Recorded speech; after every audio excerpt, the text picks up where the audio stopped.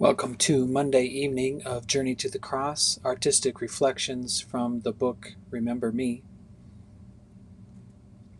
Each of our reflections include artwork and an artist statement.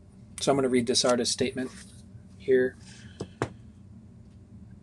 The artist painted this painting in reflection of Matthew 26:47 through 50.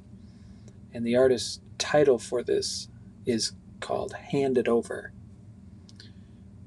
And the artist said, "We use our hands to bless and to wound, reject and serve, to love and betray.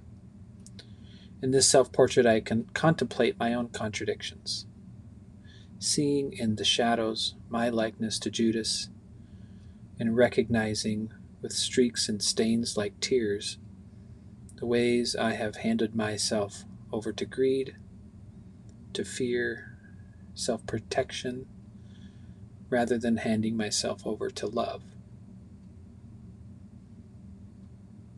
What do you see?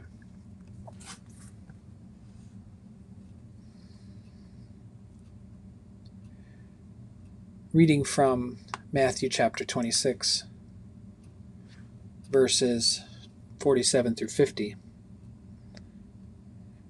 Jesus is betrayed by Judas. While he was still speaking, Judas, one of the 12, arrived. With him was a large crowd with swords and clubs from the chief priests, the elders of the people. Now the betrayer had given them a sign saying, "The one I will kiss is the man. Arrest him." At once he came up to Jesus and said, "Greetings, Rabbi," and kissed him. Jesus said to him, "Friend, do what you are here to do." Then they came and laid hands on Jesus and arrested him. Matthew 26:47 through 50.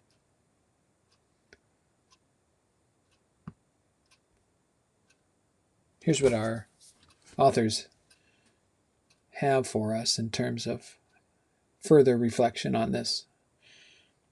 They say, let the scene play out like a short movie in your imagination. Which details catch your attention? Stir your thoughts, memories, or emotions. Why is this happening?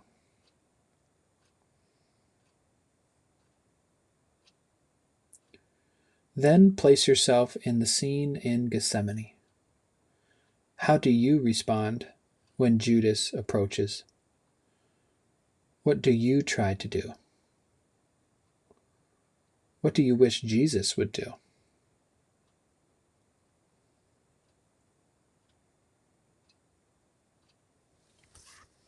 The Greek word for betray, paradidomai, is the same word used for handed over or hand over.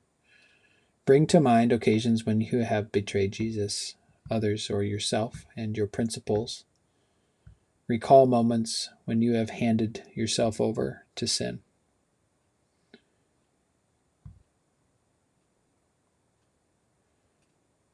Take a moment. If there is anything for you to confess or receive grace for, bring to mind occasions when you have been betrayed by a friend or loved one. What was that experience like for you? How does Jesus keep you company in this? And finally, take time today to speak with God about what you've noticed during this time of reflection. The thing that stands out to me in this painting as I first laid eyes on it was the gray colors. These are kind of cold, almost lifeless, almost dead-looking hands that we see. They don't look like hands that are ready to receive. Rather, they look like hands that are ready to clasp or grab onto. And they're distorted. Not necessarily in their shape, but in their form. Distorted and crooked. The blue that stands behind his shadow reminds me of the night scene that we see unfolding in Matthew 26. I like how the artist here, has brought streaks, and with streaks and stains like tears, they say.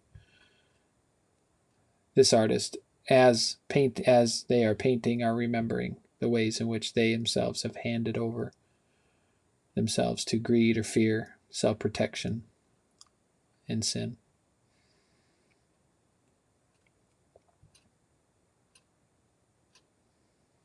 So in Judas's handing over, he is also handing himself over to that temptation.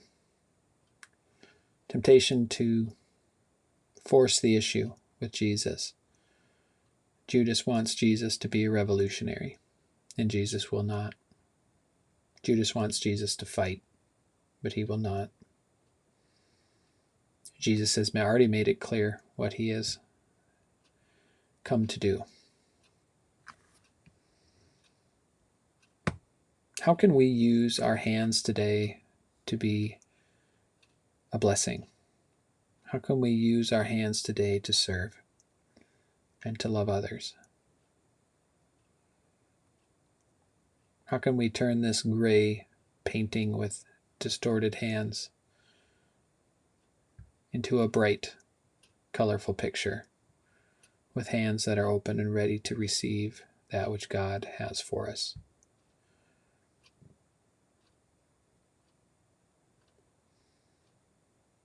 That's what I'm seeking today, this evening.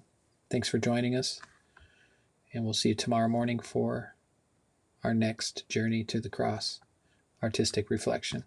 God bless.